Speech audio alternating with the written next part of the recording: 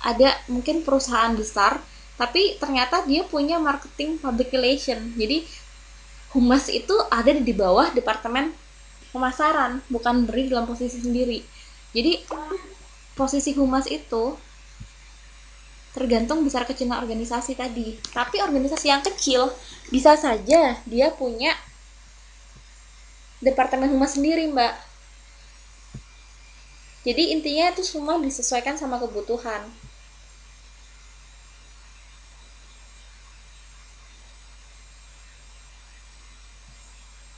Yang kedua itu tergantung juga dari kemampuan pimpinan. Jadi pimpinan itu kan dia tuh decision maker, dia membuat keputusan. Jadi dia juga sebagai pemimpin dia pasti punya pertimbangan tertentu untuk oke, kita butuh humas atau tidak. Ada pertanyaan sampai sini?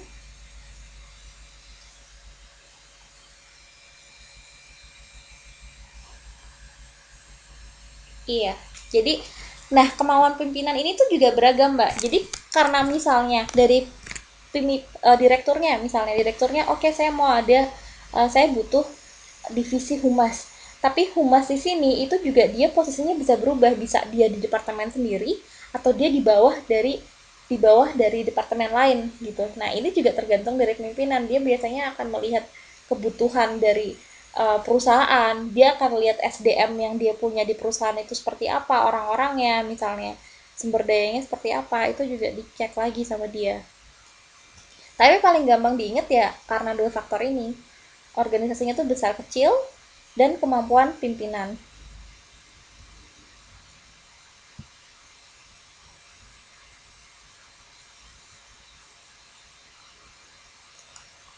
Iya, betul.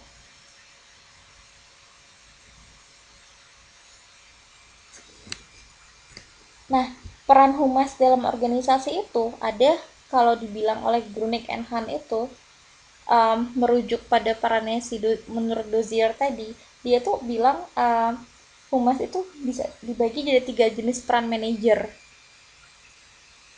Ini ada expert receiver. Expert receiver itu lebih kepada dia itu menjadi seorang ahli atau penasihat bagi tim manajemen. Jadi kan karena humas itu kegiatannya dia berinteraksi sama lingkungan, dia lebih dia aware, iya dia lebih tahu. Jadi dia bisa menjadi penasihat bagi perusahaan, bagi organisasi ketika mereka menghadapi suatu permasalahan ataupun mereka ingin melakukan sebuah kegiatan, itu bisa juga dari humas. Lalu ada communication facilitator, ini kan udah jelas ya kenapa gitu, karena kan humas kan dia menghubungkan, baik menghubungkan perusahaan dengan yang di luar maupun yang ada di dalam perusahaan itu. Kemudian yang ketiga itu problem solving. Ini sama yang tadi kalau kita bilang conflict resolution. Nah, problem solving ini bagaimana caranya dia membantu untuk menyelesaikan uh, segala permasalahan, segala mungkin proses SDM, misalnya kayak rekrutmen kerja. Itu humas bisa juga Mbak ngebantu. Misalnya humas bakal dia tuh bakal bikin iklan, kan suka ada tuh kalau kita ngelihat di Jakarta di koran misalnya ada Kompas misalnya. Nah, iklan-iklan perusahaan tuh kan ada yang kecil biasa aja, biasanya kita nggak tertarik kan. Tapi kan beda kalau ada iklannya mungkin yang agak gede, terus agak besar, dan lalu ada kayak gambar-gambar atau mungkin kayak lebih jelas ada deskripsi posisi yang diinginkan, misalnya public relation officer itu apa job desk-nya, kriteria segala macam. Nah, iklan yang menarik itu juga secara nggak langsung sebenarnya tuh supaya untuk menarik orang-orang untuk mau melamar kerja di situ. Nah, itu salah satu fungsinya humas. Jadi dia nggak harus selalu sifatnya konflik. Ada pertanyaan nggak tadi?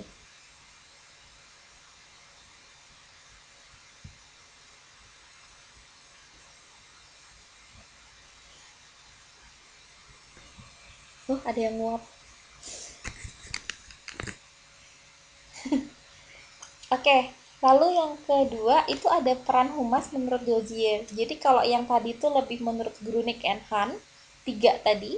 Ada lagi peran humas menurut Dozier, tapi Dozier ini lebih humas di level yang tingkat menengah.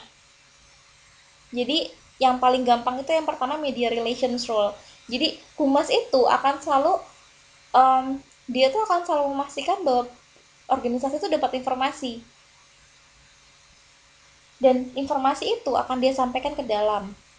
Jadi selain misalnya dia sebagai penghubung, dia mencari, dia menyampaikan, tapi dia juga harus bisa memaintain informasi itu. Alur informasi itu nggak boleh putus. Itu yang dimaksud dengan media relations role.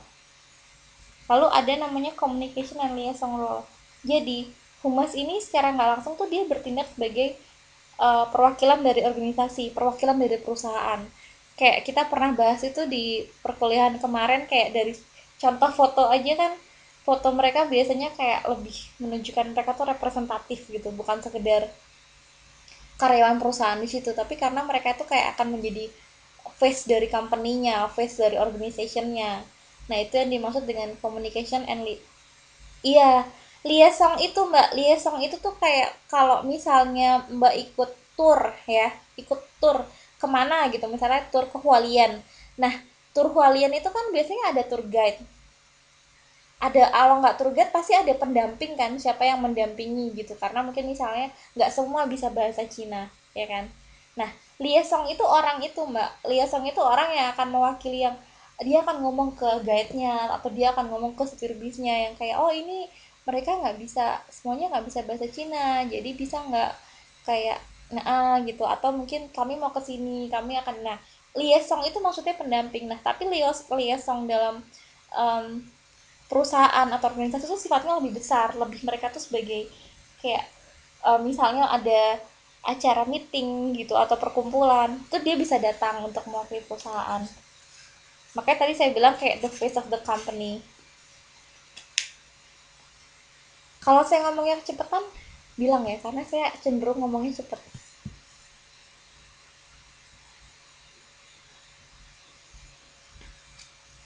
Oke, ya ke alhamdulillah. Oke, lalu ada di humas itu, humas dalam organisasi atau humas dalam perusahaan, biasanya tuh dia akan nggak akan bekerja sendiri. Jadi humas itu nggak akan selalu dia hanya mengurusi divisinya, cuman bekerja dalam orang-orangnya, tim-timnya aja, tapi dia biasanya dia akan bekerja sama dengan beberapa departemen lain atau divisi lain yang kegiatannya itu bisa dibantu oleh humas. Contohnya tadi kita udah pernah bahas yang ada SDM, kayak misalnya dari divisi SDM itu kan kalau di perusahaan tuh nama istilahnya kayak human resources ya. Jadi kayak mereka tuh kayak tadi saya bilang, mereka mau butuh karyawan baru gitu kan. Nah humas ini bisa memberikan masukan gitu, gimana kalau untuk kayak press release medianya, untuk iklan-iklannya atau misalnya pencarian karyawan baru tadi, humas membantu, misalnya kayak tadi bikin iklan yang lebih menarik, atau bikin kayak bekerja sama dengan universitas gitu misalnya untuk ikut job fair kayak gitu. Itu humas bisa membantu untuk kayak promosi di situ. Terus dia juga bisa kerjasama sama divisi atau departemen yang bagian hukum kan. Nah bagian hukum ini tuh biasanya departemen hukum atau legal, legal ini biasanya dia kayak ngurusin kontrak kerjasama. Terus dia akan bikin uh, apa itu istilahnya, kayak tata tertib perusahaan, tata tertib karyawan misalnya. Nah tapi kan kadang-kadang segala sesuatunya yang bersifat hukum itu kan biasanya kurang menarik ya. Biasanya kan sesuatu yang bersifat hukum tuh kadang orang masih cenderung untuk yang apatis gitu kan. Nah humas ini bisa ngebantu dari si departemen hukum ini misalnya untuk menjadi fasilitator, untuk menjadi penghubung. Misalnya ketika kontrak kerjasama, humas ini bisa turut hadir dan dia bisa secara nggak langsung membantu untuk menyampaikan maksud dan tujuan, atau misalnya dia bisa membantu untuk penyampaian dari isi kontrak itu dengan mungkin lebih apa ya, lebih atraktif gitu loh. Nggak yang hanya oke, kami datang dengan bawa setumpuk kertas untuk dibaca dan ditandatangani gitu. Nah humas mungkin lebih punya